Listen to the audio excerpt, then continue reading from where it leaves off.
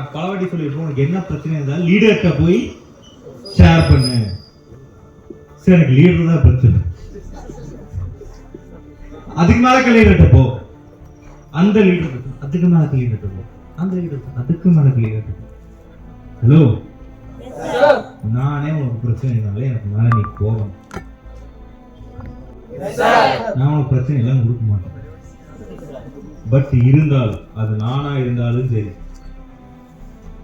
பெரிய டாப் லீடரா இருந்தாலும் சரி, தமிழ்நாட்டுல நம்பர் 1 இருந்தாலும் சரி, நான் தப்பு பண்ணாது தப்புதான். நானே தப்பு பண்ணா நீ என்ன பண்ணணும்? பிசினஸ் விட்டு வெளியே போக கூடாது. எனக்கு மேல கல்வியா பார்க்கணும், அவ்வளவுதான். ரூல்ஸ் அண்ட் ரெகுலேஷன் எல்லாத்துக்கும் பொருந்தும். குறிப்பிட்ட ஸ்டேஜ் ஆஃப் பீப்புள் மட்டும் தான் பொருந்தாலும் கிடையாது. அது எனக்கும் ஒண்ணுதான், உங்களுக்கும் ஒண்ணுதான். புரியுதா?